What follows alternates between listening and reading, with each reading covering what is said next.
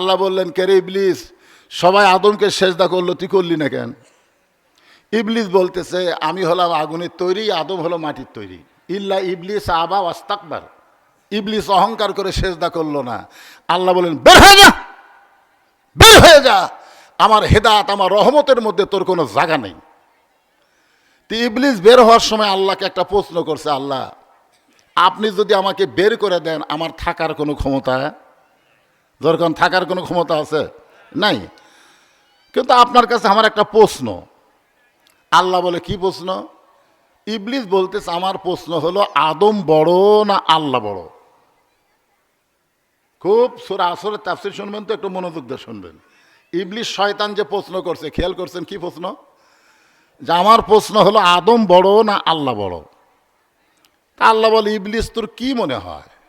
ইবলিস বলতেছে, 6 লক্ষ বছর আপনাকে সেজদা করলাম, আর আদমকে খালি একটা সেজদা করিনি। 6 লক্ষ বছর আপনাকে সেজদা করলাম, আর আদমকে একটা সেজদা করলাম না। আমার একটা সেজদা না করার কারণে 6 লক্ষ বছর সেজদার খবর কি?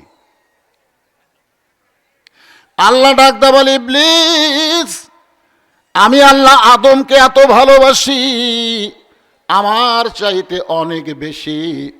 একটা সেজদা না দেওয়ার কারণে তোর 6 লক্ষ বছরের সেজদা বাতিল করে দিয়েছি। সুবহানাল্লাহ, জোরে বলা গেল না?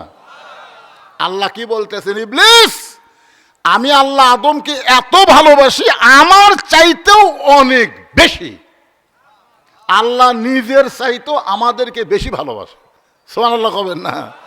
আপনারা বলেন তো, আল্লাহর দয়া কম না বেশি? খালি যদি পড়েন, লা তাকনাতু মির রাহমাতিল্লাহ, ইন্নাল্লাহা ইয়াগফিরুয যুনুবা জামিআ, ইন্নাহু হুয়াল গাফুরুর রহিম, এই একটা মাত্র আয়াতের তাফসীর করলে একটা মুসলমানও জান্নাতে জাহান্নামে যাবে না, সব মুসলমানকে আল্লাহ জান্নাত দিয়ে দিবে। সুবহানাল্লাহ বলেন না?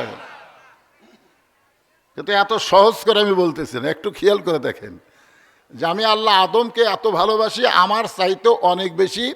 একটা সেজদা না দেওয়ার কারণে তো 6 লক্ষ বছরের সেজদা আমি আল্লাহ বাতিল করে দিছি। সুবহানাল্লাহ কবেন না? আর সেই মানুষকে আল্লাহ বলতেছেন, ইন্নাল ইনসানা লাফি খুসর, নিশ্চয় মানুষগুলো ক্ষতির ভিতরে। অবশ্যই এর পিছনে কারণ আছে, আছে না নাই? কারণটা হলো, ইল্লাল্লাযীনা আমানু ওয়া আমিলুস সালিহাতি ওয়া তাওয়াসাউ বিল হক ওয়া তাওয়াসাউ বিস সবর। এখানে কয়টা বিষয়? খুব মনোযোগ দিয়ে শুনবেন। এই 4টা কাজ যদি আমাদের মধ্যে থাকে, তাহলে আমরা তো ক্ষতির মধ্যে পড়বই না, বরং দুনিয়া থেকে বিদায় নেওয়ার পরে আমাদের দেহ যাবে কবরে, আমাদের রুহুর কোনো কবর হবে না। আল্লাহ বিনা হিসাবে জান্নাতের দরজা খুলে দিবে। আপনারা কি মনে করেন আমাকে কবর হয়? আপনাদের কি ধারণা আমাকে কবর হয়? এই দেহটার কবর হয়। আর আমাদের মধ্যে যেটা আছে, ছিল, আছে, যাবে, এর কোনো কবর নেই। আর কোনো কবর আছে? কোনো কবর না। আজকে একটু মনোযোগ দিয়ে শোনেন। 1 নম্বর হলো ইল্লাল্লাযীনা আমানু। 1 নম্বর ইমানের কথা বলা হয়েছে। ইমান যদি না থাকে, তাহলে তার কোনো আমল আল্লাহর দরবারে কবুল হবে না। যত রোজা করি, নামাজ পড়ি, হজ করি, যাকাত দেই, ইমান যদি না থাকে, আপনারা বলেন তো তার কোনো ইবাদত কবুল হবে? আসরের নামাজ পড়ে জমির ধান দেখ পারি আছে, কোন নামাজ? জমির ধান দেখ পারে, যায় দেখে ওপর জমির পানি চলমল করতেছে, নিচে আর জমির পানি নাই। এখন চিন্তা করতেছে, কে ওপরে এত পানি, আমার জমির পানি নাই। ওই তখন চারিদিকে এভাবে তাকাছে, চারিদিকে তাকা থাকে, কেউ নাই। আস্তে করে বসা বিসমিল্লাহ কয়ে জমির আল কাটছে। আল কাটার সময় কি কছে? বিসমিল্লাহ কছে। বিসমিল্লাহ কয়ে জমির আল কাটে ওই পানি দিয়ে হাত ধোছে, ধুয়ে আবার দাঁড়ায় চারিদিকে তাকায় বলতেছে আলহামদুলিল্লাহ, কেউ দেখেনি। এখন আপনারা বলেন তো, এই লোকটার কি আছে? নামাজ আছে, জোরে কান কি আছে, কিন্তু কি নাই? এক নম্বর বৈশিষ্ট্য হলো আল্লাযীনা ইউমিনুনা বিল গায়ব, অদৃশ্যের প্রতি বিশ্বাস স্থাপন করতে হবে। ইমানদার মাত্রই যত পাপী হোক না কেন তার বিশ্বাস হলো কেউ না দেখলেও কে দেখতেছে। আজকে আমাদের বাংলাদেশে এই যে 12 তারিখে যে নির্বাচন হলো, কত দিয়ে বেচছেন ইমান, কত দিয়ে বেচছেন? ইমানেরও বেচা কেনা হচ্ছে, জোরে কোন কথা ঠিক কিনা? এরা এক নম্বর হলো ইমান। সাহাবেরা জিজ্ঞাসা করলেন, এ রাসূলুল্লাহ, এই গুরুত্বপূর্ণ ইমান সম্পর্কে আমরা জানতে চাই। আল্লাহ রাসূল বললেন, ইকরার বিল লিসান, তাসদীকু বিল জানান, আমল বিল আরকান, এরই নাম হলো ঈমান। এই বিরক্ত হচ্ছেন? মরা লাগবেই তো, মরা লাগবে না? আল্লাহ কি বলেছে? লা তামুতুন্না, মরিস না, ইল্লা ওয়া আনতুম মুসলিমুন, যতক্ষণ মুসলমান না হবে। মুসলমান হয়ে যদি আমরা মরতে চাই তাহলে আমাদের ঈমানের দরকার আছে না নাই? এই জন্য গুরুত্ব দিয়া, গুরুত্বপূর্ণ কথা শয়তান শুনতে ব্যাখ্যাল করে দেয়। ইকরার বিল লিসান, জবানে বলতে হবে লা ইলাহা ইল্লাল্লাহ। সবাই বলেন লা ইলাহা ইল্লাল্লাহ, লা ইলাহা। এটার নাম হলো ইকরার বিল লিসান, জবানে বলতে হবে। এরপরে রাসূল বললেন তাসদীকু বিল জানান, শুধু জবানের মধ্যে রাখলে হবে না, এটা কলিজার মধ্যে জায়গা দেওয়া লাগবে। আপনারা বলেন তো, ইমানটা যদি কলিজার মধ্যে জায়গা পায়, ওই লোকটার কাছে জীবনের দাম বেশি না ইমানের দাম বেশি? আপনাদের কাছে কিসের দাম বেশি? জীবনের? এই সবাই জোরে বলবেন, জীবন বাঁচান ফরজ না ইমান বাঁচান ফরজ? সবাই বলতেছে না।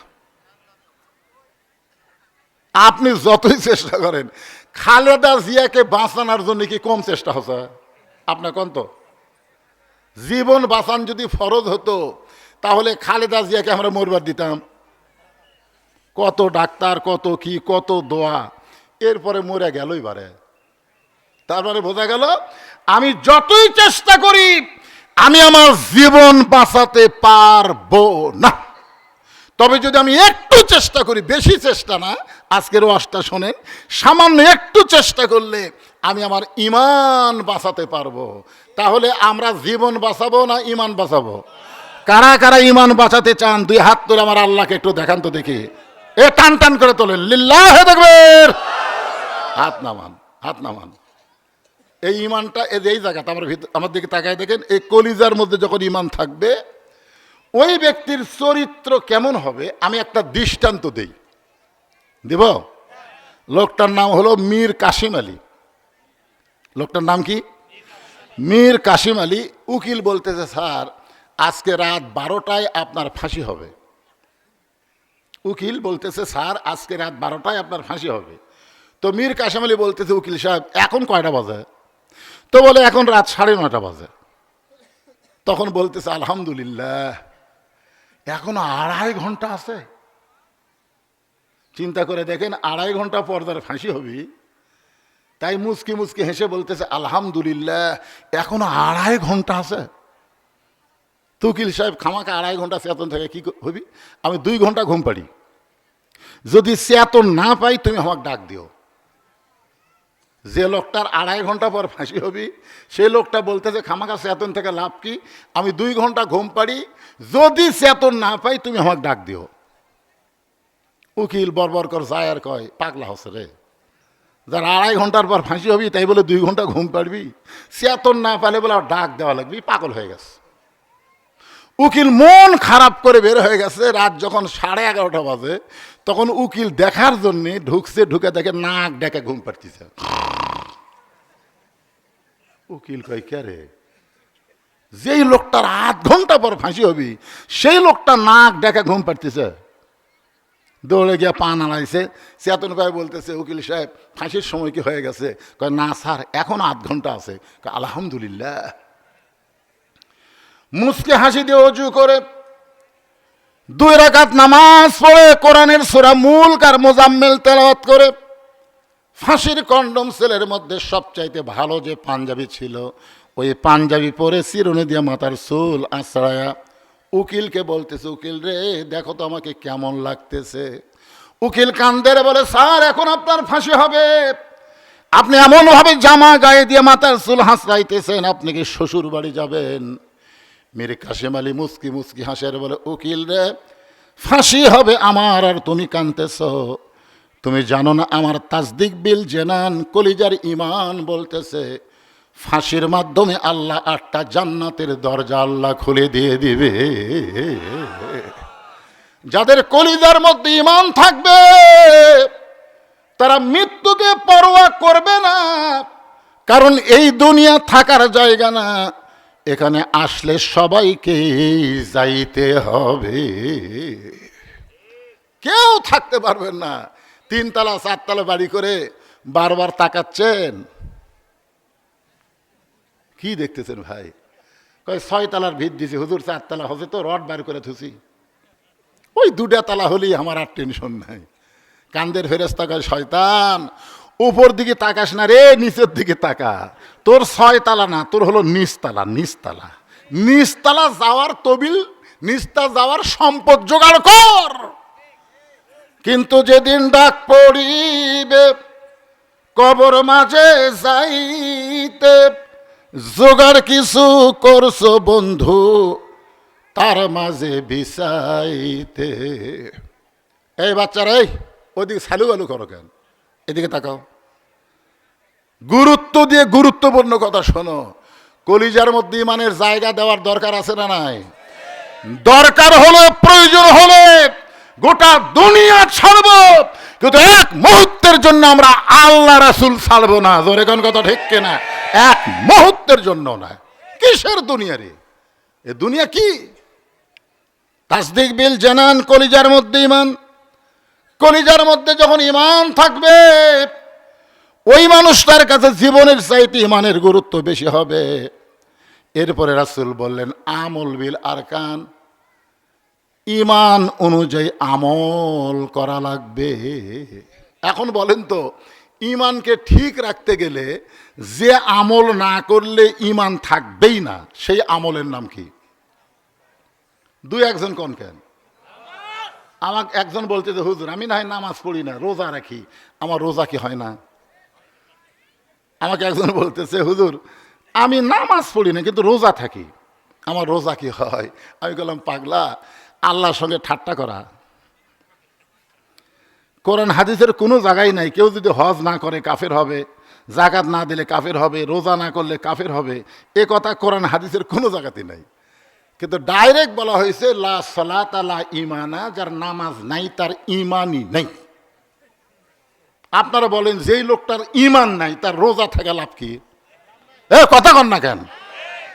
বাইনাল আবদি ওয়াল কুফরি তরকুস সালাত, বান্দার কাফের মধ্যে পৃথক করার জিনিসটার নামই হলো নামাজ। যে নামাজ পড়বে সে আল্লাহর বান্দা, যে নামাজ পড়বে না সে হলো কাফের। তাহলে বেনামাজি কাফের জন্য রোজা থেকে কোনো লাভ আছে? এ কথা কন, রোজা থেকে লাভ আছে? এই জন্য আমল বিল আরকান, ইমান অনুযায়ী আমল করতে গেলে 1 নম্বর যে আমল না করলে ইমানই থাকবে না, সে আমলের নাম কি? আরো জোরে জোরসে বলুন মাশাআল্লাহ। একটা কঠিন হাদিস, এই যুবকেরা শোনো, নামাজ কিন্তু বুড়া মানুষের জন্য না বাজান।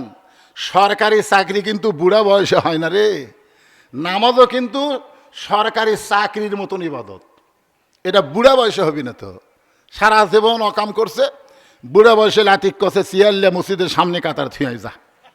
সারা জীবন অকাম করছে, নাট বল্টু সব জ্যাম মারে গেছে, এখন রুকু সেজদা ঠিক মতো করার পারে না, এখন সিয়ারিল্লার সামনে কাতারে থুয়ে দিস। এখন ইমাম সাহেব এই কাতারে সিয়ার কার, এই সামনে কাতারে সিয়ার কার। তারা একজন বলতেছে মসজিদের সভাপতি। ইমাম বলতেছে সভাপতি সাহেব, হ্যাঁ। চিন্তা করে দেখেন, যেই শয়তান সারা জীবন নামাজ পড়েনি, বুড়া বয়সের সামনে কাতার চেয়ার তুই কি বুঝাচ্ছে, যারা 27 গুণ সওয়াব পাবা তারাও যেন সওয়াব না পায়, কারণ যেই কাতারে চেয়ার থাকবে ওই কাতারের মুসল্লি 27 গুণ সওয়াব পাবে না। কারণ 27 গুণ সওয়াব যদি আপনি নিবার চান তাহলে কাতার সোজা করা লাগবে, আর কাতার সোজা করতে গেলে পায়ের গোড়ালির সঙ্গে গোড়ালি মিল করে দাঁড়াতে হবে। জোরে কোন কথা ঠিক কিনা? এখন যেই কাতারে চেয়ার থাকে ওই কাতারে চেয়ারে যে বসে তার গোড়ালি গুটি। তাহলে আপনি এত কষ্ট করে বাড়ির থেকে মসজিদে 27 গুণ সওয়াবের জন্য যাচ্ছেন, আর যাওয়ার পরে কাতারে চেয়ারলে আপনি নামাজ পড়তেছেন, আপনি সওয়াব পাবেন ঠিকই, 1 গুণ 27 গুণ পাবেন না। এখন 27 গুণ সওয়াব যদি নিবার চান তাহলে আস্তে করে চেয়ার সামনে কাতার থেকে দ্বিতীয় কাতার দেওয়া লাগবে। দ্বিতীয় কাতারের লোকেরা যদি 27 গুণ চায় ওরা তৃতীয় কাতার দেবে, তৃতীয় কাতারের লোক যদি 27 গুণ চায় ও চতুর্থ কাতার দেবে, চতুর্থ কাতারের লোক যদি 27 গুণ চায়, আস্তে আস্তে চেয়ার একটাও মসজিদে থাকবে না, সব বারান্দাত এতিমের মতন পড়ে থাকবে। জোরে কোন কথা ঠিক কিনা? কি 7 বছর থেকে নামাজের তালিম দেওয়া লাগবে। শোনেন, নামাজ হচ্ছে সরকারি চাকরির মতন, 7 বছর থেকে নামাজের তালিম দেওয়া লাগবে। 10 বছর থেকে জোর করে নামাজ ধরাতে হবে। আপনারা কি মনে করছেন নামাজ বুড়া বয়সের নামাজ? আমার মতন বুড়া যখন আল্লাহর সামনে দাঁড়াবে, আল্লাহ বলবে, এই বুড়াই, তোর শৈশবকালের বুড়াকালের নামাজের কোনো হিসাব আমি চাই না, খালি যৌবনকালের হিসাব দিয়ে জান্নাতে যা। তা আমার যৌবনকালে তো নামাজই নাই, তাহলে তাই যুবকেরা একটু মনোযোগ দিয়ে শোনো বাজান। আল্লাহ রাসূল বলেছেন, মান তারাকা সালাতু মুতাম্মিদান ফাকাত কাফারা, ইচ্ছা করে একটা ওয়াক্ত নামাজ যারা বাদ দিল তারা আল্লাহর সঙ্গে কুফরি করলো। এখন বলেন, ঈমান গ্রহণ করার পরে ঈমানকে রক্ষা করার যে ইবাদতটা লাগবে সেই ইবাদতের নাম কি? যারা বলতেছেন না তারা কি নামাজ পড়েন না? আচ্ছা, যারা মাগরিব এশার নামাজ পড়েননি মনে করেন, তারা যদি ফজরের আগে মরে যান তাহলে দুনিয়ার কত মানুষ আপনার জানাজা করলে আপনি বেহেশতে যাবেন? এ কথা কন না কেন?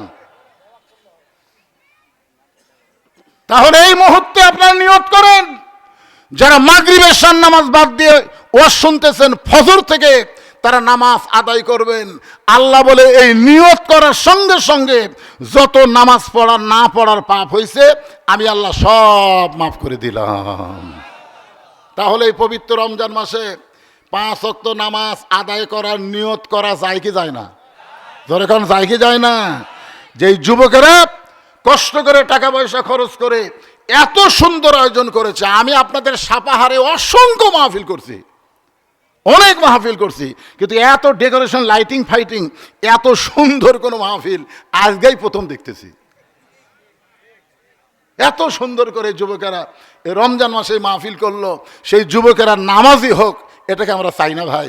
দরকার চাই কি চাই না?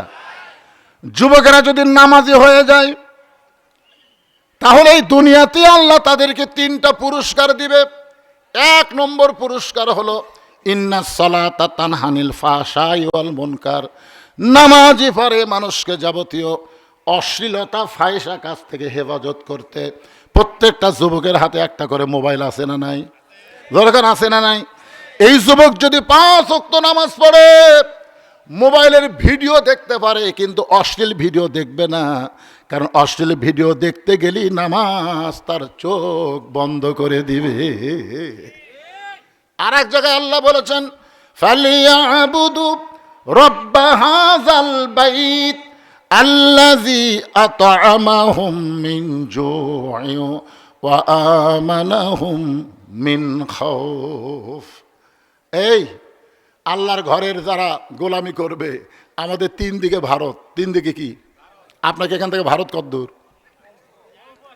একের ভারতের নিকটে আপনারা আছেন। ভারতের একজন উগ্রপন্থী মন্ত্রী কি বলেছে জানেন?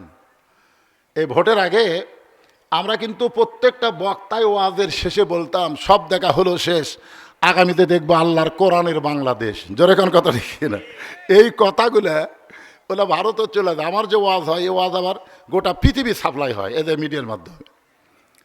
তো ভারতের এক উগ্রপন্থী মন্ত্রী বলতেছে যে এই মোল্লা মুন্সিরা কোরআন নিয়ে সংসদে যাবে, এরা কোরআন দিয়ে নাকি বাংলাদেশ চলাবে। ওরা জানে বাংলাদেশের 3 দিকে ভারত, একবার যদি ভারত বাংলাদেশকে ধরে বাংলাদেশ পলানার কোনো জায়গা পাবে না।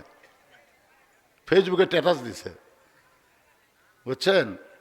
তা আমি তখন বললাম যে তোমরা তো বোঝো না, ওই ঘরের মালিকের যখন আমরা গোলামি করব, আল্লাহ বলেছেন আমি আল্লাহ তোমাদেরকে 2টা পুরস্কার দিব। 1 নম্বর পুরস্কার হলো তোমাদের রেজেকের কোনো পেরেশানি থাকবে না, আর 2 নম্বর পুরস্কার হলো কোনো ভয় ভীতি তোমাদের কলিজায় থাকবে না, পুরাপুরি নিরাপত্তা দিয়ে দিবে কে?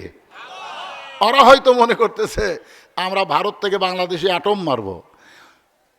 নমরুদও মনে করেছিল আগুনের চুলার মধ্যে ইব্রাহিম পুড়ে মারবো, জোরে কোন কথা ঠিক কিনা? ফেরাউনও মনে করছিল সাগরের মধ্যে মুসা চুবড়া মরবে। আল্লাহ যদি নমরুদের চুলা শান্তির বাগান বানায় দেয়, সাগরকে যদি আল্লাহ রাস্তা বানায় দেয়, আপনারা বলেন তো আমাদের সে আল্লাহ আছে না নাই? তাহলে ভারতের মালোয়ানের বাচ্চা তোমরা যতই ভয় দেখাও, আমাদের কলিজার মধ্যে আল্লাহর ঈমান থাকা অবস্থায় তোমরা যত অস্ত্র যত কিছু নিক্ষেপ করো, বাংলাদেশের মুসলমানের ঈমানের পাওয়ারে, ইব্রাহিমের পাওয়ারে যদি নমরুদের আগুন চুলা শান্তি হয়ে যায়, মুসার পাওয়ারে যদি সাগর আল্লাহ রাস্তা বানায় দেয়, আমরা তাদেরই সন্তান, জোরে কোন কথা ঠিক কিনা?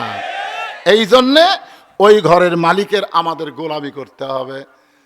পুরুষের জন্যে 1 নম্বর নেক আমল হলো নামাজ। ওয়া আমিলুস সালিহা, একটু মনোযোগ দিয়ে শোনেন। কিন্তু নারীদের জন্যে 1 নম্বর নেক আমল কিন্তু নামাজ না।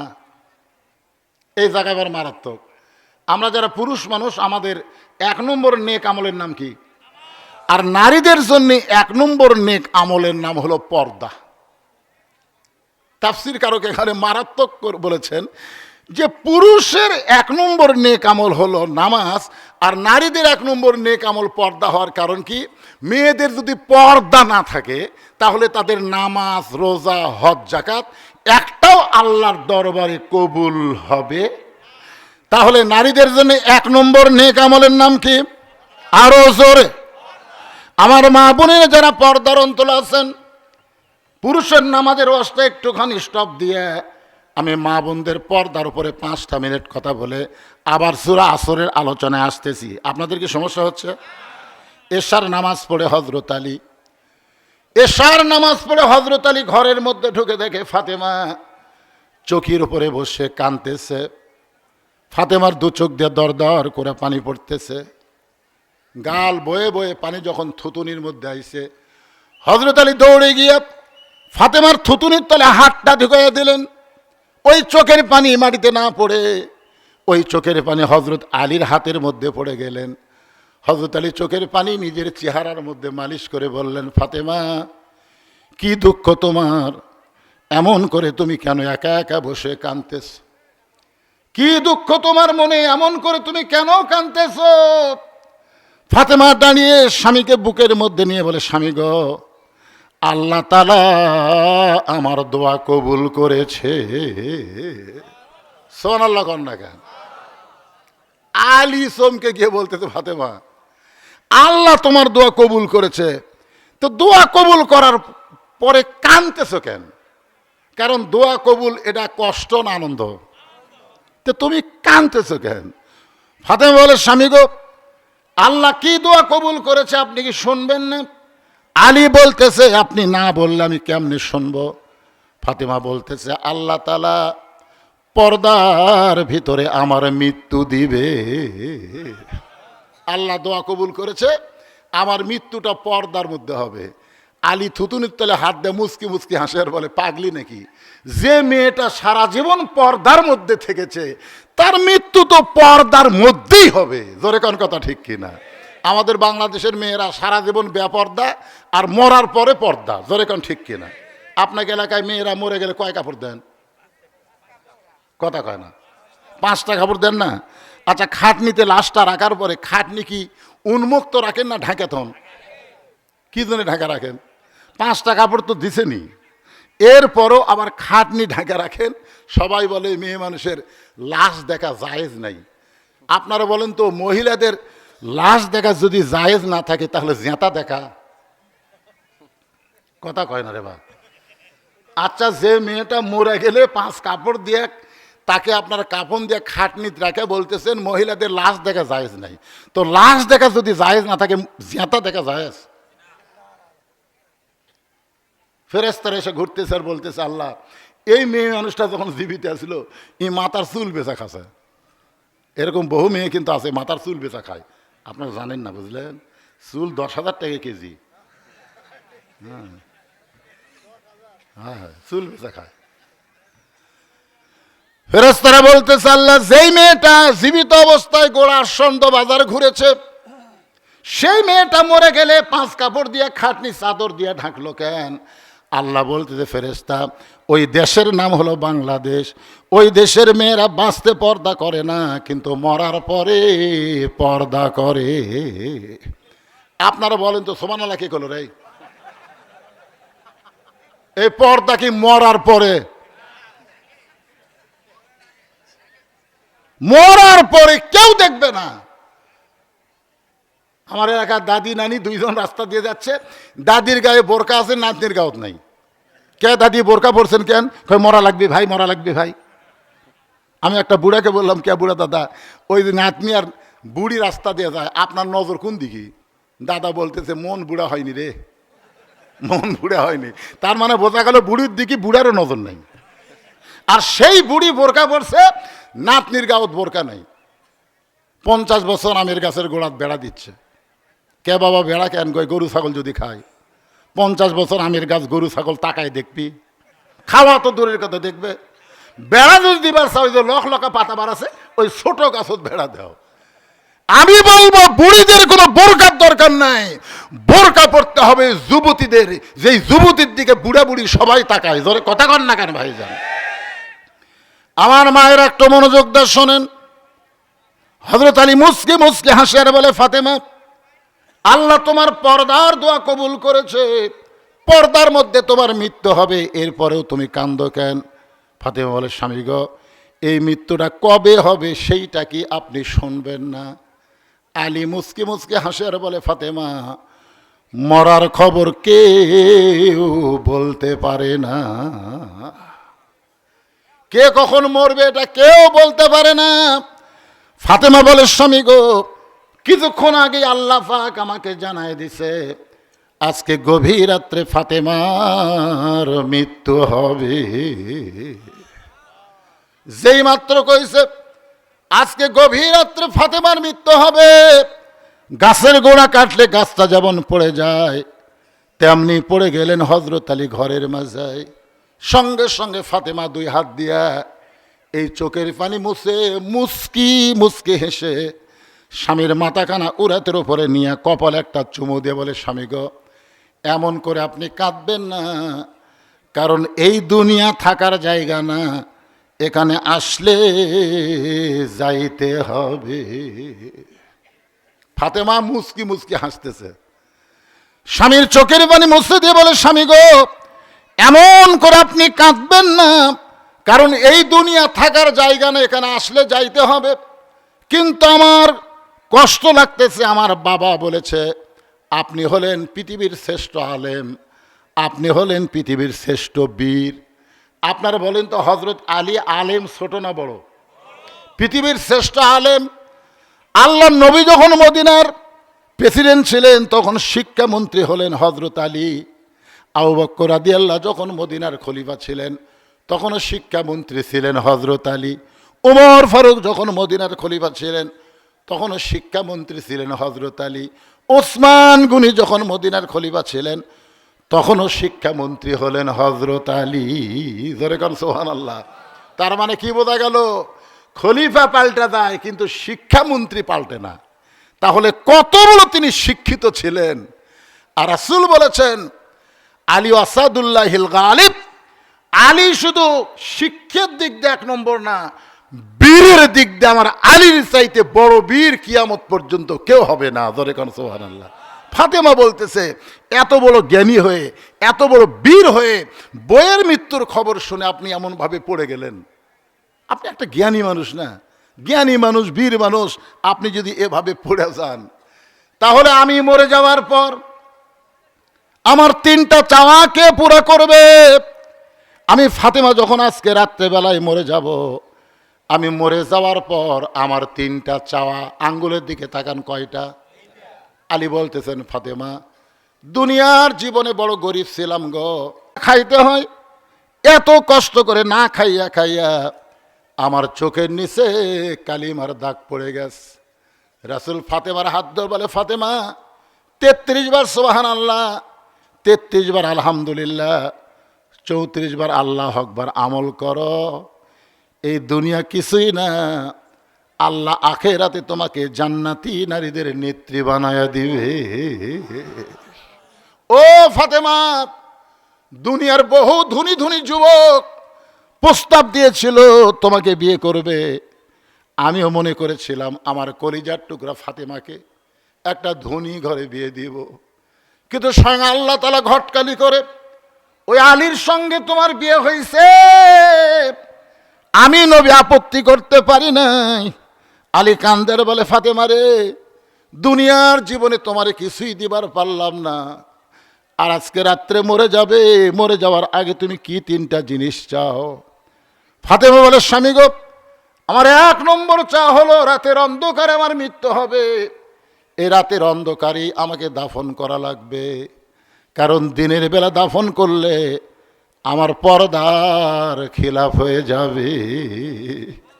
আমার মায়েরা যারা পর্দার অন্তরালে, একটু মনোযোগ দা শোনেন মা, একটু মনোযোগ দা শোনেন। একটা মা যদি পর্দানিশী হয়, ওই মায়ের পেট থেকে যে সন্তান হবে, এই সন্তান ইসলামী আন্দোলনের কর্মী হয়ে যাবে। জোরে কোন কথা ঠিক কিনা? আজকে বেপর্দা নারী যারা, শয়তানের গোডাউন তারা। ইমাম গাজ্জালি বলেছেন, মায়ের পেটে যখন বাচ্চা আসে, মায়ের মাসিক ব্যারাম আল্লাহ বন্ধ করে দেয়।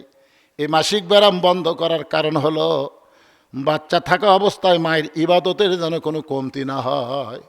মা যখন বাচ্চা পেটে নিয়ে রুকুর থেকে সেজদায় যায়, 4 মাসের বাচ্চা পেটের মধ্যে দোমড় খায়, ফেরেশতা বলে, আল্লাহ দেখো তোমার বান্দি তোমাকে সেজদা করার সময় তার পেটের বাচ্চার কি কষ্ট হয় না?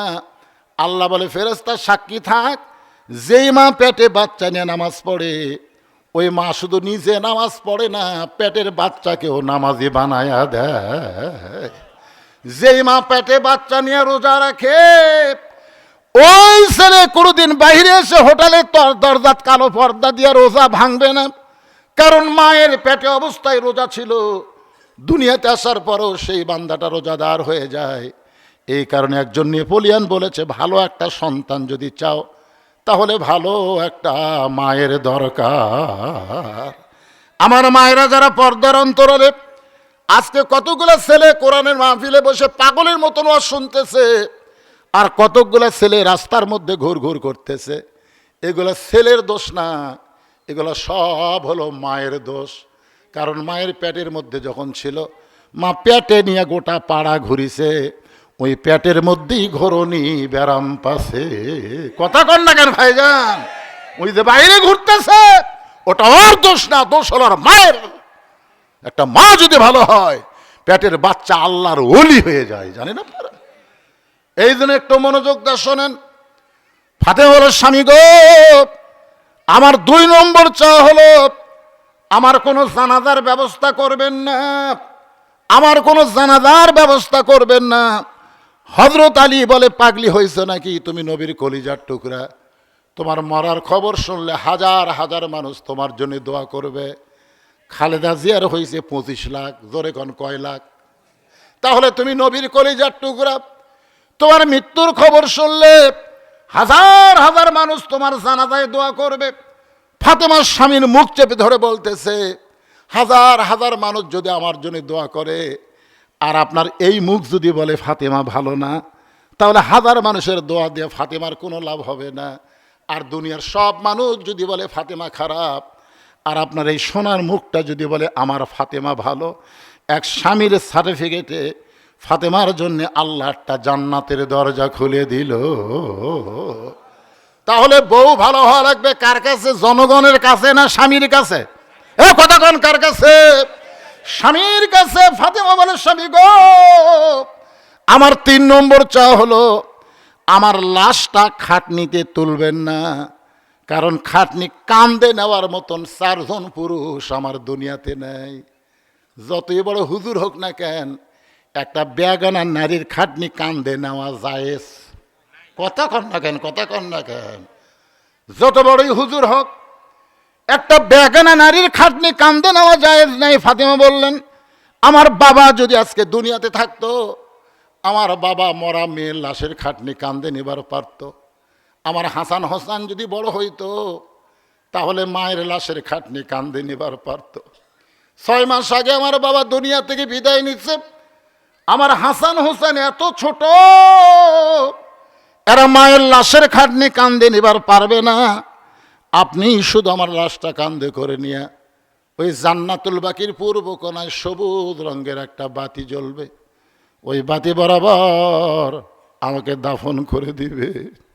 ওগো স্বামী, আমার কবর যদি খুঁড়তে আপনার কষ্ট হয়, আপনার একান্ত আপন বন্ধু যদি কেউ থাকে দুনিয়ায়, তারে বলে দেবেন সে যেন গোপনে ফাতেমার কবরটা খনন করে।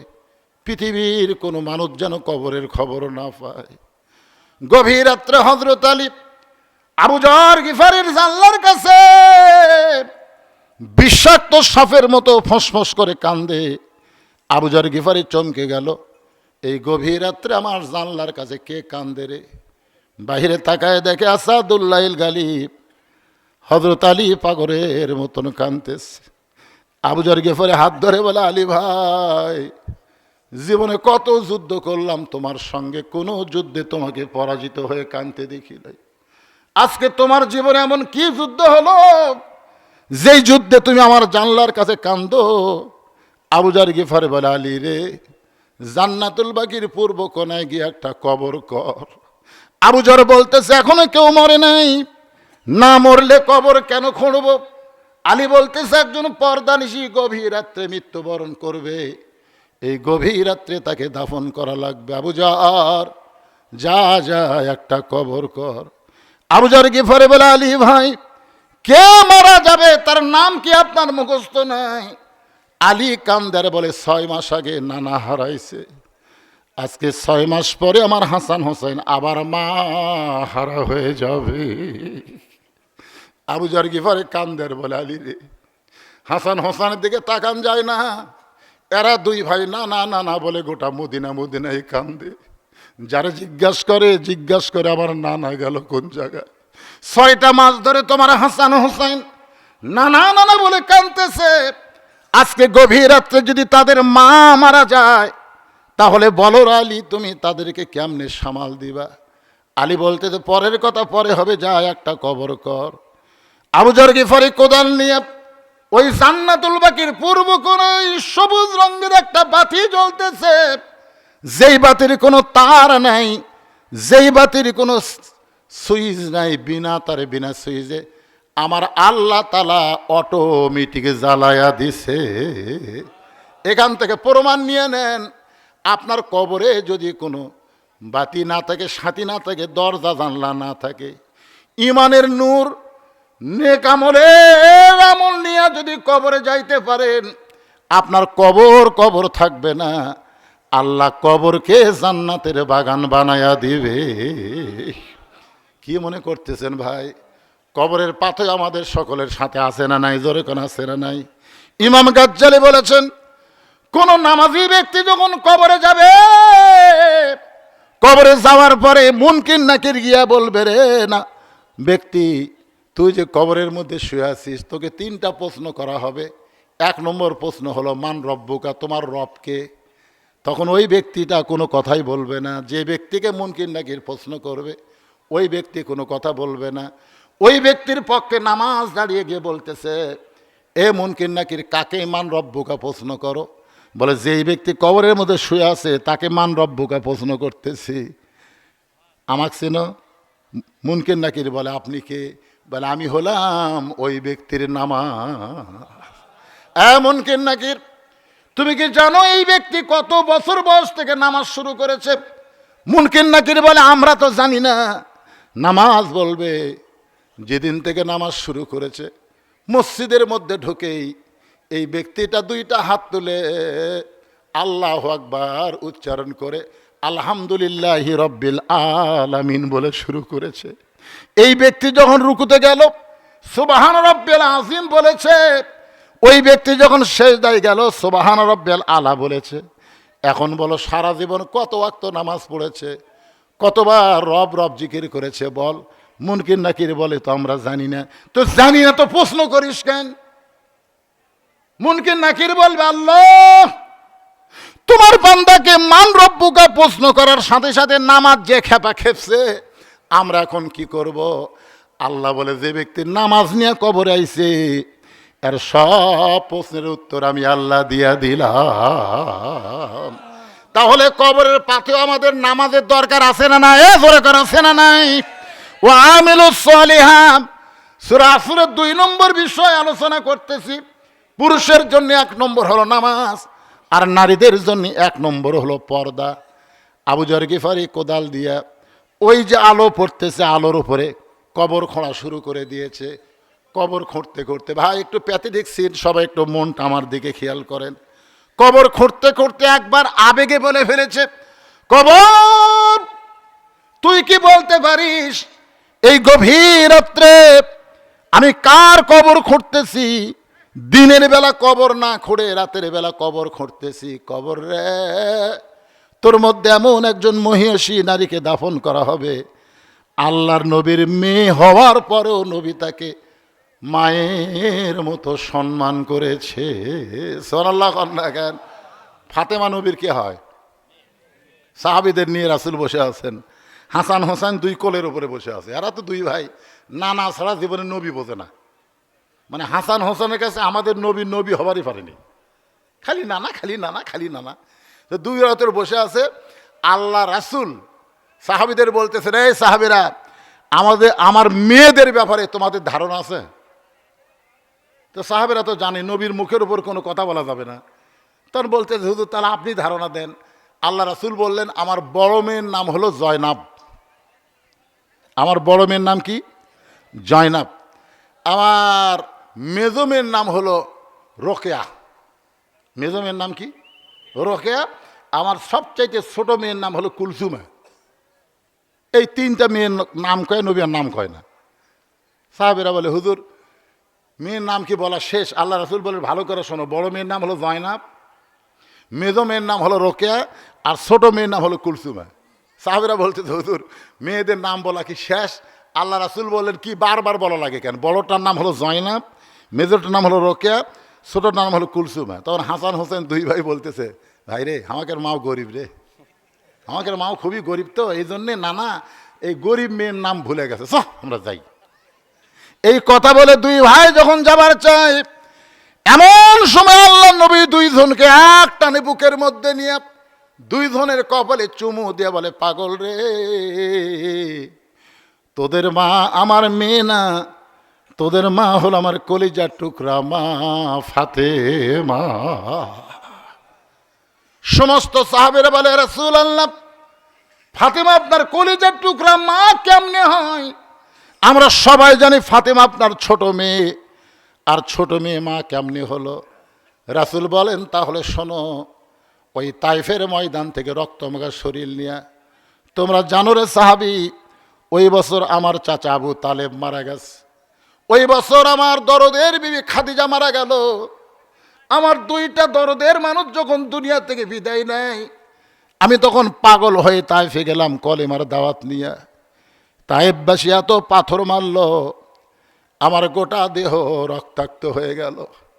আমি তাইফ থেকে যখন মক্কায় ফিরে আসলাম, মক্কায় ফিরে এসে রক্তমাখা শরীর নিয়ে যখন ঘরের ভিতরে, এমন সময় আমার 3টা মেয়ে একসঙ্গে ঘরের মধ্যে ঢুকে আমার দিকে তাকায় বলে, বাবা আপনি তাইফে না গেলেই ভালো করতেন বাবা, তাইফবাসী এত পাথর মারছে, এই রক্তাক্ত দেহ আপনি কষ্ট কেমনে সহ্য করবেন?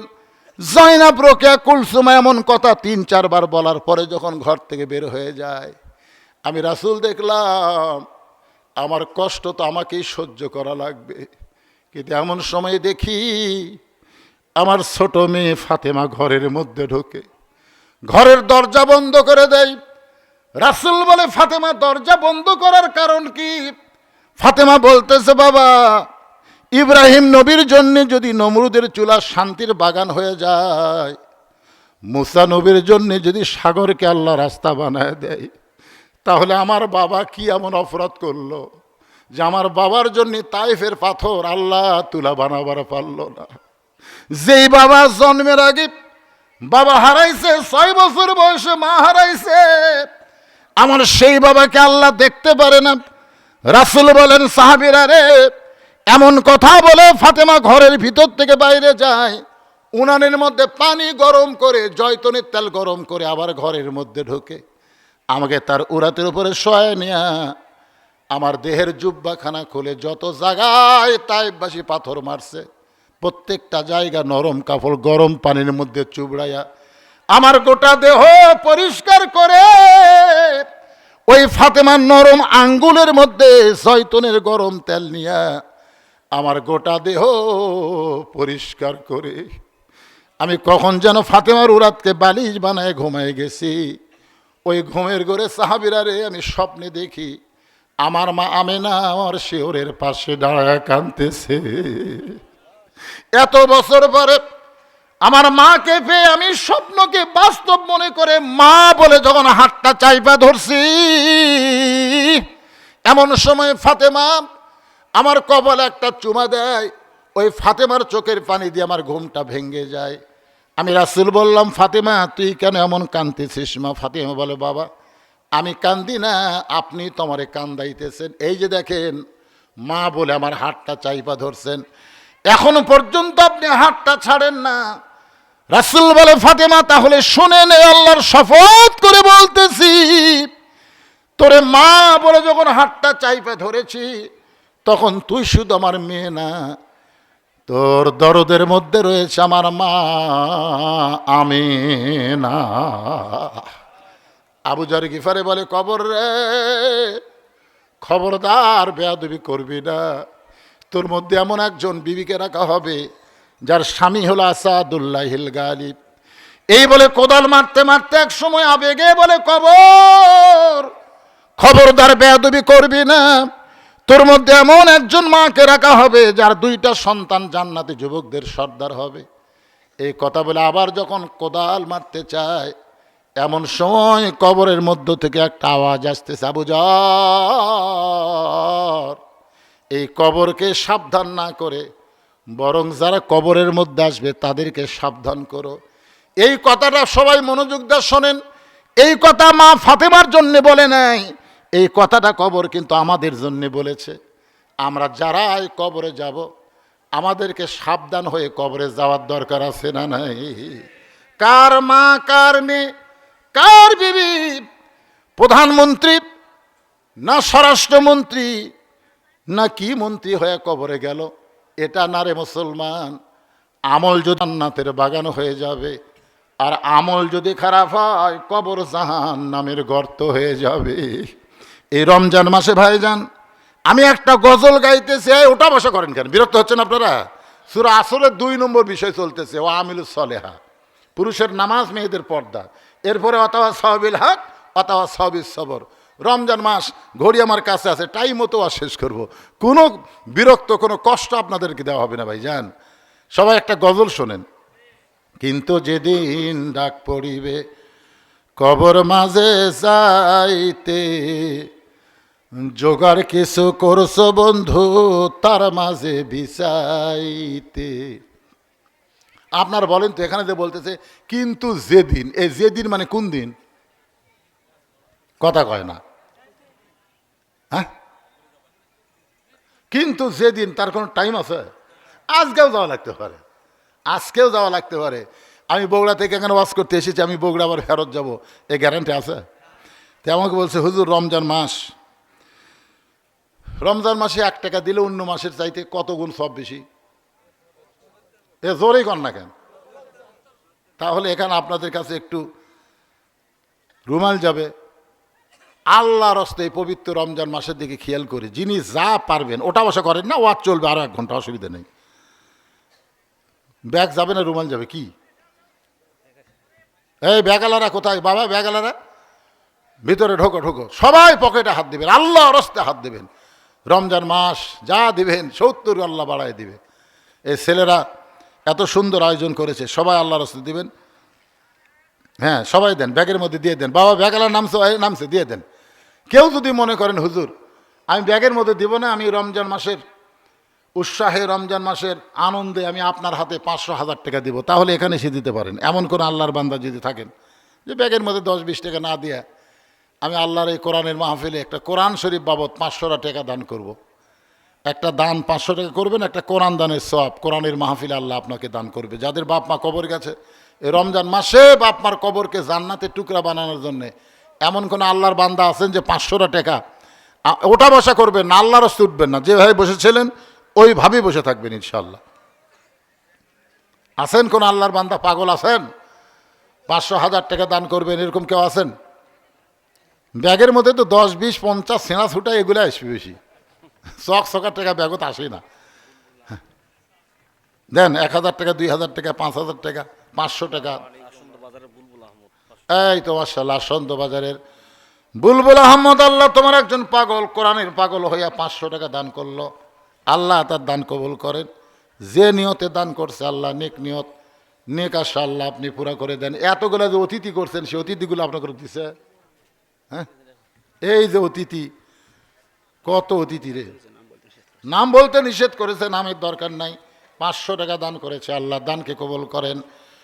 আদায় শেষ হলে আবার আলোচনা। আর নারীদের জন্য পর্দার ওয়াজ করলাম, এর চাইতে সুন্দর আমল আর নাই। পুরুষ যদি নামাজ না পড়ে কোন আমল কবুল হবে? আর মেয়েরা যদি পর্দা না করে কোন আমল কবুল হবে?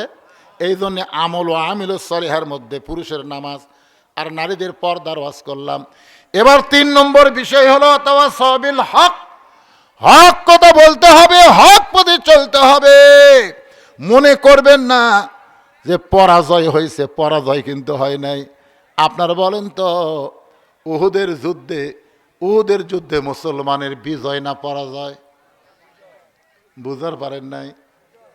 উহুদের যুদ্ধে কিন্তু মুসলমানের পরাজয় হয়নি, সামান্য একটা পরাজয়ের মাধ্যমে। তারপরে যত যুদ্ধ হয়েছে কোনো যুদ্ধে আর মুসলমান পরাজয় বরণ করে নাই।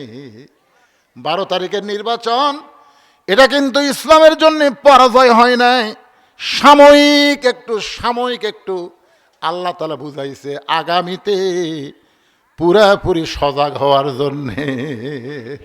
ওয়াতাওয়াসাউ বিল হক, হক কথা বলা লাগবে। কুল জাল হক ওয়া যাহাকাল বাতিল ইন্নাল বাতিলা কানা যাহুকা। যে অবস্থায় থাকি না কেন আমরা হকের পক্ষে থাকব, আমরা বাতিলের সঙ্গে কোন আপোষ করব? আপোষ করে যদি মরে যান, আপনি বাতিলের সঙ্গে আপোষ করে যদি মারা যান, আপনার মৃত্যুটা কিন্তু বাতিলের উপরে হয়ে যাবে। এই জন্য ভাইজান হক কথা বলতেই হবে। এই কোরআনটা হলো হক, এই কোরআনটা হলো হক। এই কোরআনের পক্ষে আমাদের থাকার দরকার আছে না নাই? এদিকে আর কুত্তা হয়েছে শুরু করলো গেলে, অরিজিনাল কথা বলার সময় দেখছেন কুত্তা দেখছেন? হায় রে, বাংলাদেশে একজনের নাম ছিল মামুনুল হক। জোরেকার নাম কি? নাম শোনেননি? ওনার বাপের নাম কি? আজিজুল হক। হাসিনার সময় আজিজুল হককে কিন্তু সিমেন্টেরও দরকার আছে। রিয়াজুল জামে আল্লাহর এক বস্তা সিমেন্ট দান করছে, আল্লাহ তার দানকে কবুল করেন। উনিও কিন্তু জেলের মধ্যে ছিল, আজিজুল হক। আবার মামুনুল হক জেলের মধ্যে থাকলো, আবার দেখেন ভোটে আগে ডিগলার হলো উঠিছে, পরে আবার হকের অবস্থা দেখছেন। হ্যাঁ ভাইজান, যতই চেষ্টা করো যতই করো হক হকই থাকবে, হক হকই থাকবে। আল্লাহ বলেছেন ওয়ালা নাবলুওয়ান্নাকুম বিশাইয়্যিম মিনাল খাউফি ওয়াল জুই ওয়া নাকসিম মিনাল আমওয়ালি ওয়াল আনফুসি ওয়াস সামারাতি ওয়া বাশশিরিস সাবিরিন আল্লাযীনা ইযা আসাবাতুহুম মুসিবাতুন ক্বালু, সকলে পড়েন ইন্না লিল্লাহি ওয়া ইন্না ইলাইহি রাজিউন। আপনারা বলেন আল্লামা সাইদি হুজুর 50 বছর কোরআনে তাফসির করছে, সত্যি কথা বলেন করেনি? আচ্ছা, বাংলাদেশের সমস্ত বক্তার ওয়াজ যদি এক পাল্লার তোলা হয় আর আল্লামা সাইদি হুজুরের ওয়াজ যদি আর এক পাল্লার তুলে দেওয়া হয়, বলেন তো হকের দিক দিয়ে কোন পাল্লার ওজন বেশি হবে? এটা কি এমনি এমনি? আরে এরপরও তাকে 13 বছর অন্যায়ভাবে জেলখানায় বন্দি করে রাখছে, জোরে কোন কথা ঠিক কি না? এরপরেও জেলখানার মধ্যে যখন দিন দিন সুন্দর হচ্ছিল, তারপরে জেলখানা থেকে বের করে হাসপাতালে নিয়ে গিয়ে তাকে হত্যা করা হলো। আপনার মনে করেন নাই হকের মৃত্যু হয়েছে, বরং একটা সাইদি দুনিয়া থেকে যাওয়ার পরে লক্ষ লক্ষ সাইদির মতন কণ্ঠ উচ্চারণ হচ্ছে। এই জন্য তাওয়াসসাবিল হক, হক পথে চলবার গেলে বিপদ মুসিবত আসবে নানা রকম, সামনে হয়তো আরো বিপদ আসতে পারে। আল্লাহ বলেছেন বিপদ আসলে তোমরা দমিয়ে যেও না, ওয়াতাওয়াসাউ বিস সবর, তোমাদেরকে ধৈর্য ধারণ করা লাগবে। এই ধৈর্যটা কেমন? যে মেয়েটার বিয়ে হয়েছে এখন পর্যন্ত মেয়েটার বাচ্চা হয় নাই। এই মনোযোগ দিয়ে শোনেন, এখনো বাচ্চা হয় নাই। আপনার বলেন তো বিয়ে হওয়ার পরে মেয়েদের সবচাইতে লোভনীয় জিনিসটার নাম কি? প্রথম বোঝে না, 2-1 বছর মনে করে প্রেম খেলা। তখন বাচ্চাটা দরকার নেই, বাচ্চা মাঝখানে থাকলে আমাকে প্রেম কমে যাবে। কিন্তু যখন 4-5 বছর যায়, তখন অন্য মেয়ের কোলত যখন বাচ্চা দেখে, তখন মেয়ে কি কয়? কে গো, সবার ঘরে বাচ্চা পেয়া করে কান্দে, এই কান্দাকাটি পায়খানা পেয়া করে। বউ বলতেছে ইয়ার কি বাদ দাও। স্বামী বলতে তোমাকে একটা গলার মালা কিনে দেবো, হাতের বালা কিনে দেবো। মা বলতেছে ওই মালা বালা আমি চাই না, আমি একটা বাচ্চা চাই। আপনারা বলেন তো বাচ্চা কি এমনি এমনি আসবি? এমনি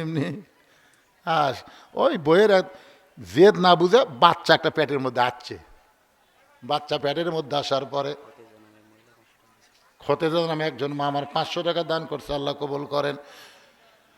এখন বাচ্চাটা মায়ের পেটের মধ্যে আইছে, মা যারে তারে মোবাইল করে আমার পেটে বাচ্চা আইছে, আমি বাচ্চার মা হব, সবাই দোয়া করে। কিন্তু বাজান, যেদিন বাচ্চা প্রসব হবে সেই দিন খবর কি? বাচ্চা প্রসব হবে গেলে ব্যথাই বুঝছেন, উপর দিকে যায় নিচ দিকে যায়, মরে যাবো, বিষ খাবো, গলা দড়ি দেবো, এই জীবন আর আমি রাখবো না। দাদি নানি দৌড়ে আসো, কি হয়েছে রে? এই কষ্ট আমি সহ্য করা পারবো না, আমি গলার দড়ি দেবো, বিষ দাও খাও। দাদি নানি মুসকে হাসে আর কে, তোর পায়ের তলে সন্তানের জান্নাত, তোর পায়ের তলে সন্তানের জান্নাত। চিল্লাচিল্লি করিস কেন? ঘরের মধ্যে ঘরের মধ্যে নিয়ে আসা, জোর করে দাদি নানি নাতনিরে শোয়া দেয়, ঠান্ডা পানির মধ্যে নরম কাপড় চুবড়ায় কপালে দিয়া বলে ওয়াতাওয়াসাউ বিস সবর, ধৈর্য ধর, মা হবি, মায়ের পায়ের তলে সন্তানের জান্নাত হবে। আর এই কষ্ট সহ্য করবি না, তাহলে তুমি কেমনে মা হবে? বাচ্চা ব্যথায় যখন চিল্লি করবার চাই, দাদি নানি কানে কানে বলে চিল্লি করিস না, রাস্তা দিয়ে মানুষ যাচ্ছে, মানুষেরা বলবে ওই বাড়ির একটা মেয়ে মা হওয়ার সময় গোটা পাড়ার লোকেরা জানছে ধৈর্য ধর। দাদি নানির কথায় ও দাঁতের উপর দাঁত দিয়ে ধৈর্য ধরছে। কষ্ট হয় কিন্তু আর জোরে চিল্লাই না। এক সময় দাদি ধাত্রীকে ইশারা করছে টান দে, এখন ধৈর্য ধরছে টান দে, এবার বাচ্চারে টান দেয়। বাচ্চা যখন বের হয়ে আসে, এত কষ্ট হয়েছে কি বলবো, প্রসবের কথা, মা বিনে সেই ব্যথা কেউ তো বুঝিবে না। বাচ্চা বের হয়ে বাচ্চারে গোসল করায়, সেদিকে মা বেহুশ হয়ে গেছে, মা জননী বেহুশ হয়ে গেছে, বাচ্চারে গোসল করে। ওই বাচ্চা যখন নিয়ে এসে মায়ের বুকের উপরে দেয়, মা বাচ্চার দেহের পরশে হুঁশটা ফিরে পায়। বাচ্চাকে হাত দিয়ে মুখের কাছে নিয়ে জিব্বা বের করে চুমা খায়, আদর করে। দাদি নানি তিরস্কার করে বলে এরই জন্যই গলার দড়ি দিবার চাইলি, এর জন্যে বিষ খাবার চাইলে একে লাত্তি মারা ফেলে দে। এরা আদর করিস কেন? মা তখন বলে, দাদি গো, কষ্টের পরে এমন শান্তি, কষ্টের পরে এমন শান্তি, এটা আমি আগে বুঝি নাই। আজকে বাংলাদেশে আল্লাহর কোরআনের যারা দল করবে, এই কোরআনের যারা বিজয় চাবে, এই কোরআনকে নিয়ে যারা পার্লামেন্টে যাবার চাবে, তাদেরকে প্রসব ব্যথার মতো নানা ধরনের কষ্ট দেওয়া হবে, জেল হবে, জুলুম হবে, তারপরে রিমান্ডে হবে, ফাঁসি হবে। এরপরেও মা যেমন তার সন্তানকে বুকে পাইয়া অতীতের সব কষ্ট ভুলে যায়, শুধু কোরআনের ওয়াজ শুনবো না, বাস্তব এই কোরআন যেদিন বাংলাদেশের পার্লামেন্টে দেখতে পাবো, আমরা বাংলার মুসলমান সব কষ্ট ভুলে যাব। এই দৃশ্য, এই আশা আমাদের কলিজার মধ্যে আছে না? না, পরাজিত না, পরাজয়ের মাধ্যমে বিজয় হয়।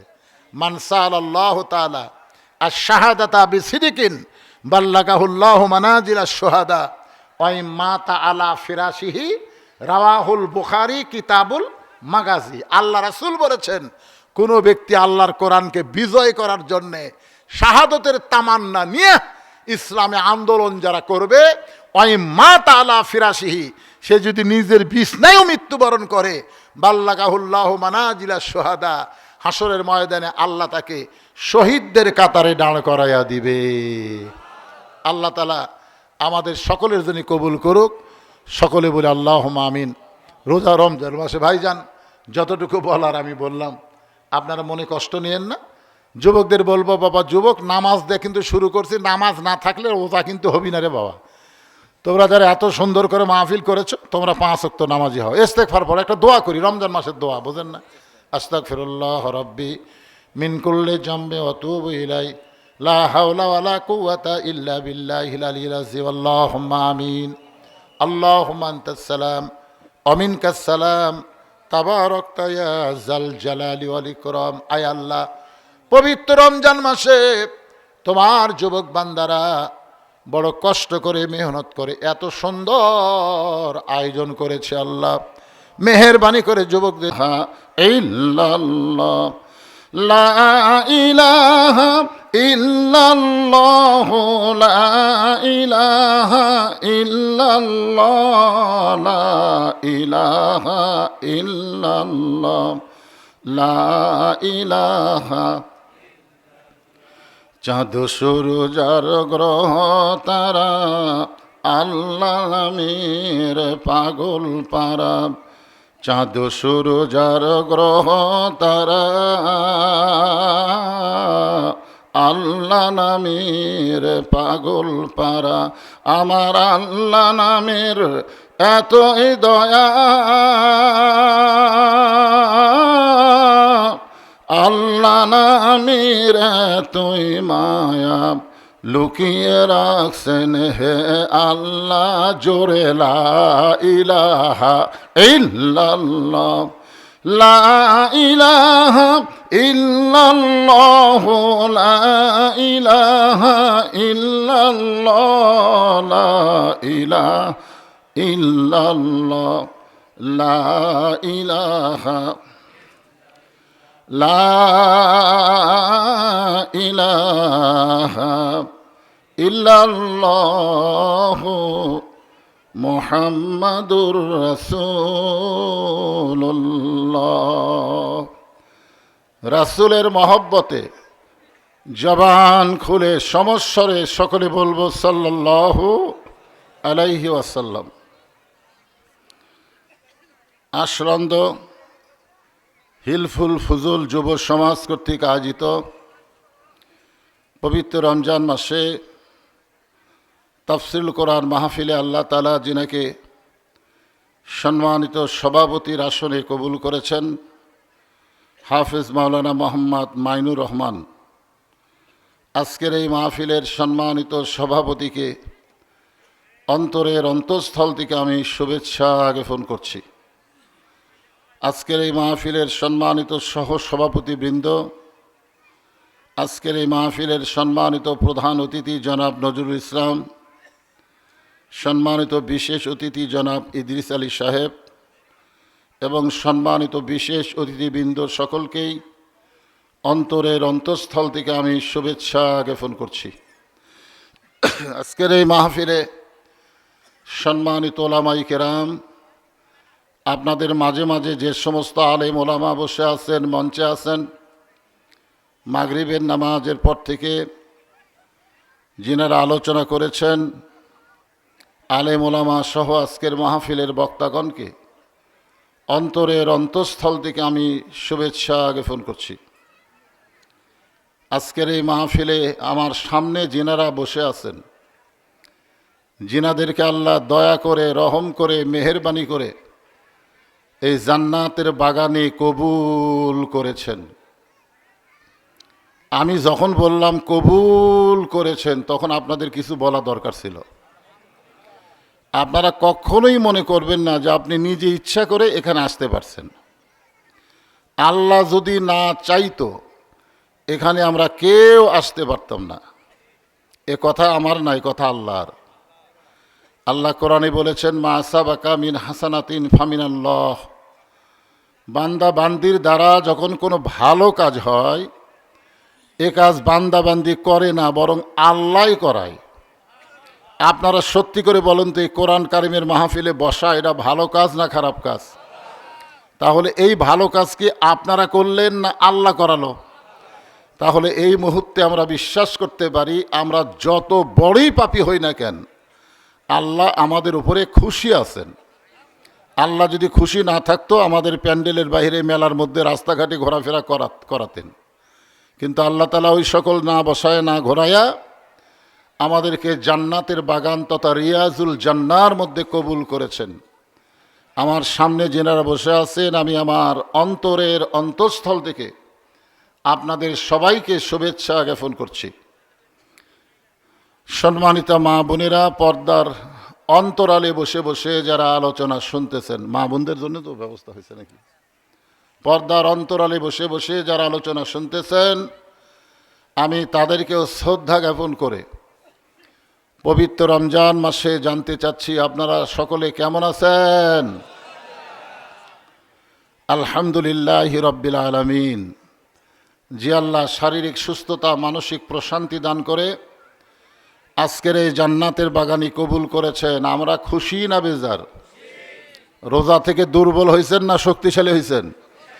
তাহলে জবান খুলে সমস্বরে সকলে বলবো, রব্বানা লাকাল হামদ হামদান কাসীরান তাইয়িবান মুবারাকান ফিহি। আমরা আল্লাহর প্রশংসা এই কারণেই করলাম, গোটা পৃথিবীতে বহু মানুষের বসবাস, ঠিক কিনা বলেন? আপনারা বলেন তো, সব দলের মানুষ কি রোজা পাইছে? কেবলমাত্র আমরা যারা মুসলমান, আমাদের জন্যে আল্লাহ রমজান মাসে রোজাগুলোকে ফরজ করে দিয়েছে। বলেন সুবহানাল্লাহ। যে রমজান মাস আমাদের জন্য রহমত, মাগফিরাত, নাজাতের মাস। এমন একটা মাস আল্লাহ আমাদেরকে দান করেছেন শুধুমাত্র কেবলমাত্র মুসলমান হওয়ার কারণে। এজন্য খুশি না বেজার? রুহের জগতে আমরা ছিলাম, এই দুনিয়াতে আসার আগে আমরা আর একটা জায়গায় ছিলাম। মনে আছে? সে জায়গার কথা মনে আছে? মনে নেই। আমরা যে ছিলাম এই ব্যাপারে কোনো সন্দেহ আছে? তাহলে এক জগতে আমরা ছিলাম, সে জগৎকে বলা হয় রুহের জগৎ। জোরে বলেন, কিসের জগৎ?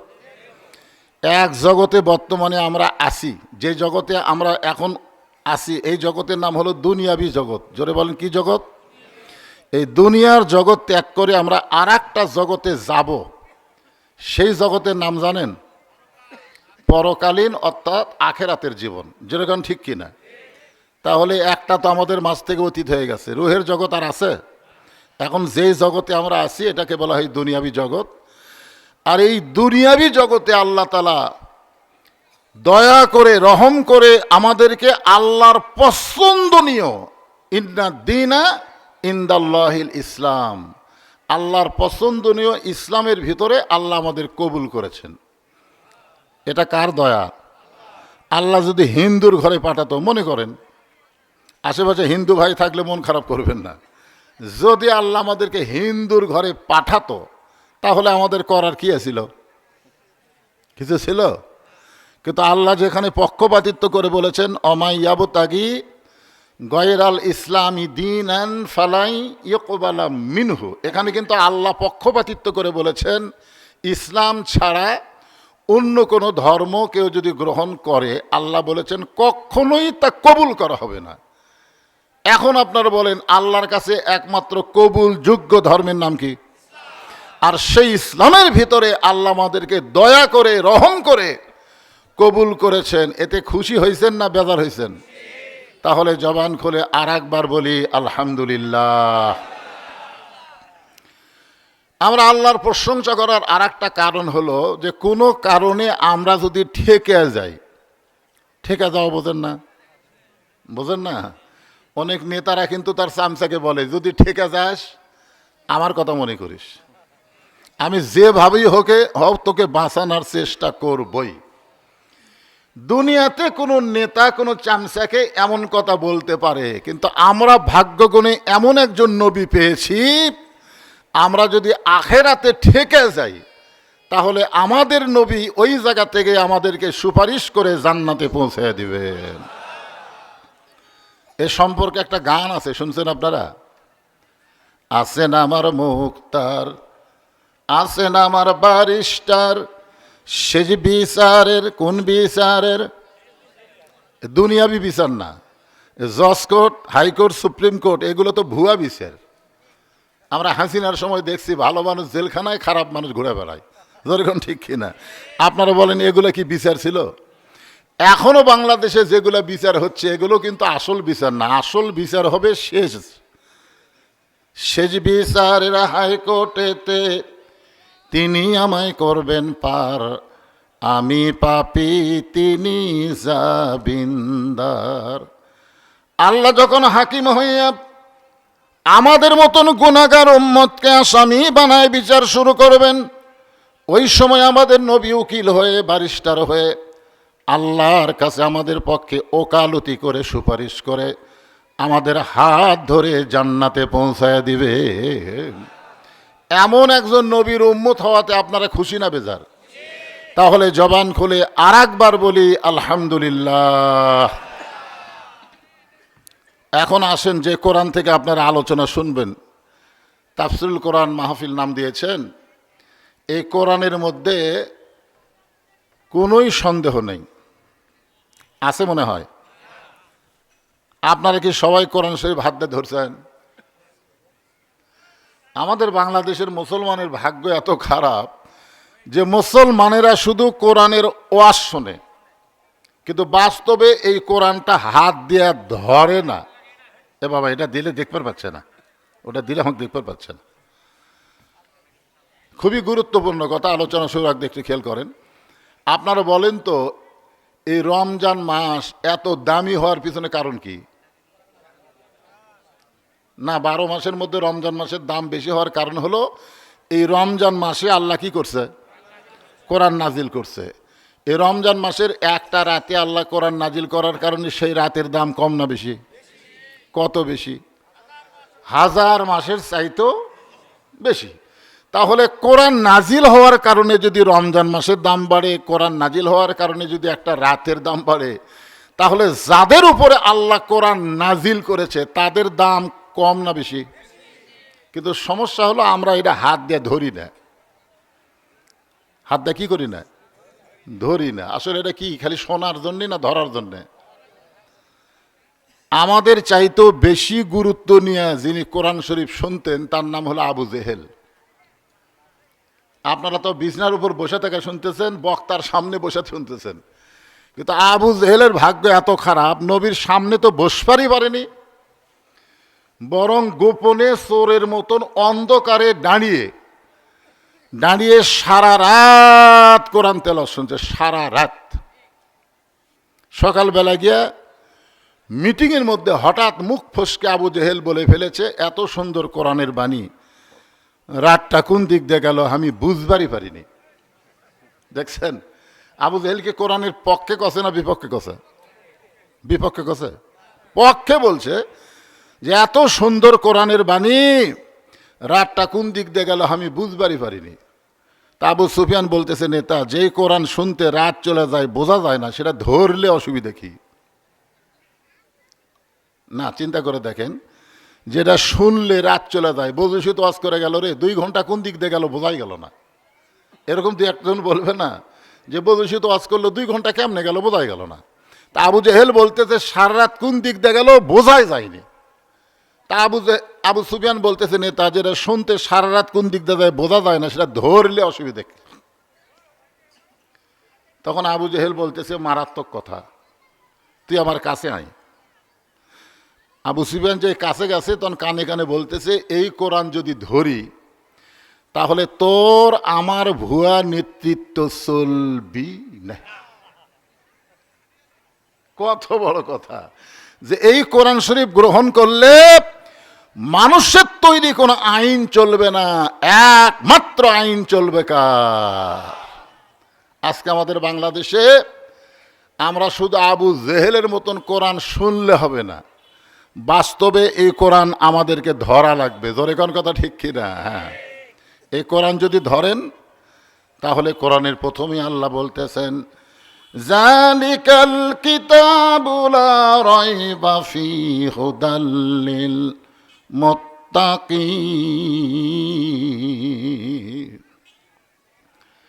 এই কিতাবের মধ্যে কোনো সন্দেহ, এই কিতাব কেবলমাত্র শুধুমাত্র মুত্তাকি যারা, মুত্তাকি বান্দাবান্দি যারা আল্লাহর কোরআন থেকে হেদায়েত পাবে তারা।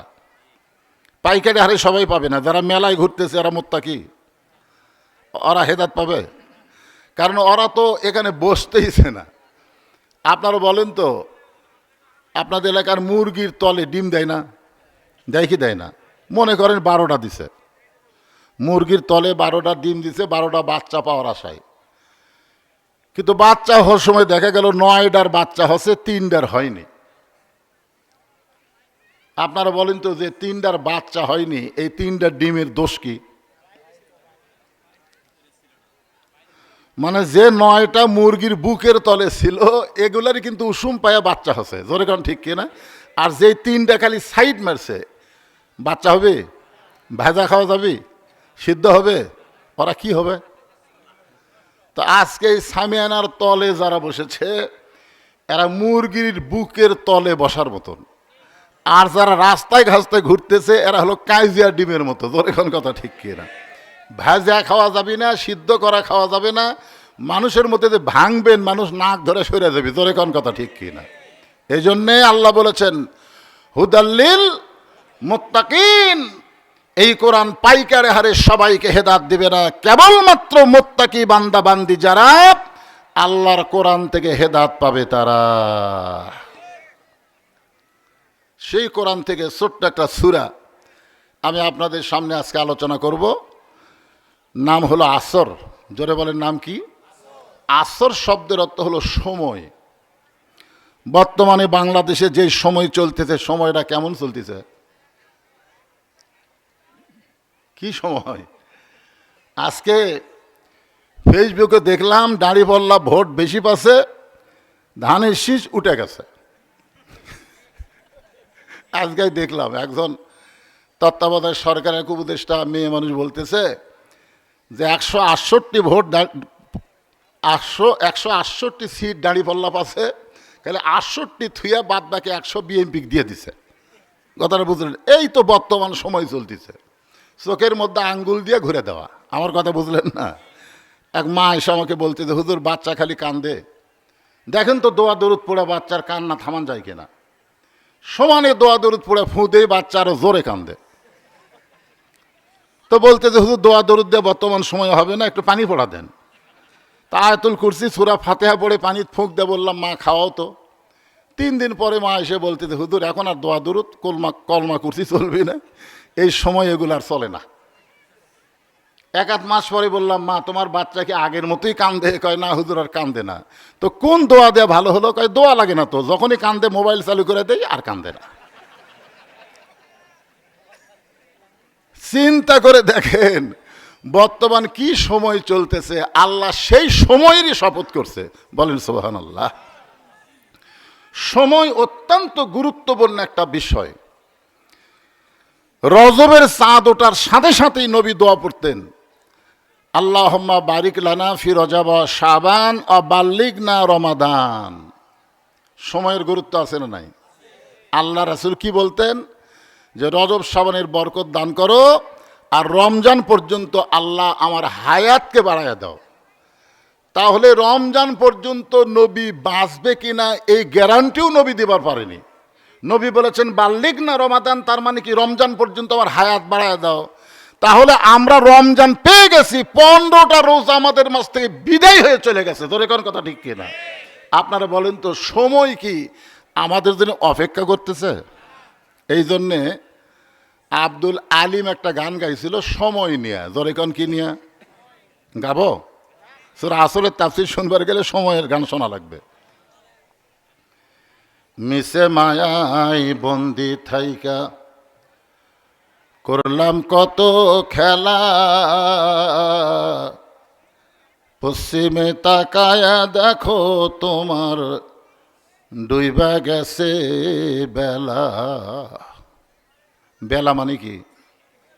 সময়। পশ্চিম দিকে তাকায় দেখেন ডুইবা যাচ্ছে। আমাদের হায়াতের সময় কি বাড়তিছে না কমতেছে? সবাই মনোযোগ দিয়ে কথাগুলো খেয়াল করবেন।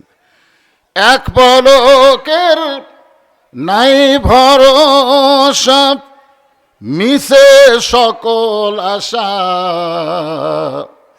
কখন বুঝি দারুণ ঝড়ে ভাঙবে তোমার বাসা। আল্লাহ সময়ের শপথ করে বললেন, সময় অত্যন্ত গুরুত্বপূর্ণ একটা সাবজেক্ট। যেই মাগরিবের নামাজ, এশার নামাজ আমাদের কাছ থেকে বিদায় হয়ে গেল, আজকে রাতের মধ্যে ফজর পর্যন্ত বাঁচতে পারবো এই গ্যারান্টি দেবার মতন শক্তি আমাদের কারো নাই।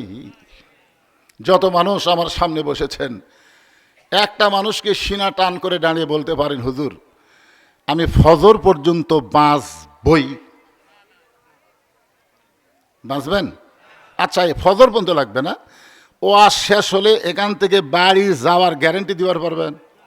যে হুজুর আমার বাড়ি সবচাইতে নিকটে, আমি বাড়িতে যাবার পারবই।